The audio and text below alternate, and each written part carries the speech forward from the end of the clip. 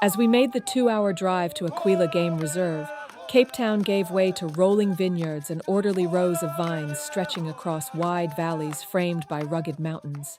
At the reserve, a group of performers welcomed us with drums, singing, and dancing.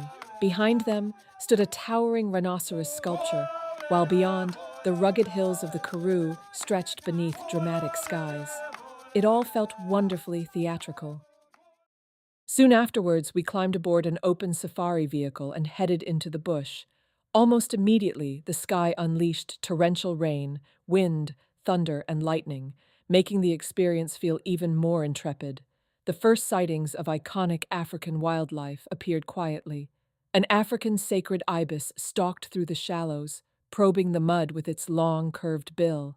Nearby, an ostrich wandered through the wet vegetation, towering above the shrubs like something left over from another age. Springbok moved between the bushes, alert and elegant.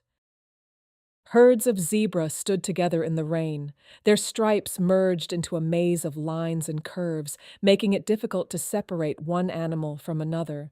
Nature had somehow evolved camouflage not by hiding the animal, but by confusing the observer. Then Cape buffalo emerged from the scrub, broad and muscular, carrying horns that swept outward like great crescent moons. A white rhino mother and her calf grazed among the vegetation. The mother's horn had been removed for her protection, a necessary measure against poaching.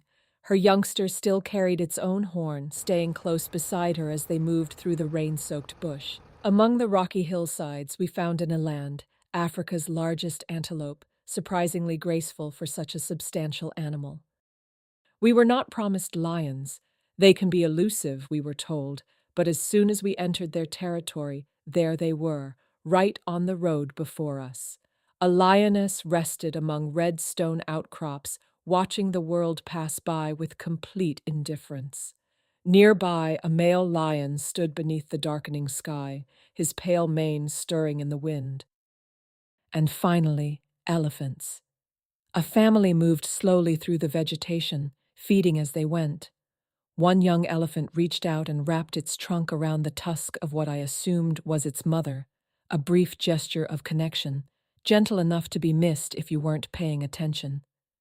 Our safari came to an end. The rain eased, but thunder still echoed across the valleys. Little did we know, this would be the last of the iconic African wildlife we would encounter. The Africa that awaited us next would tell an entirely different story.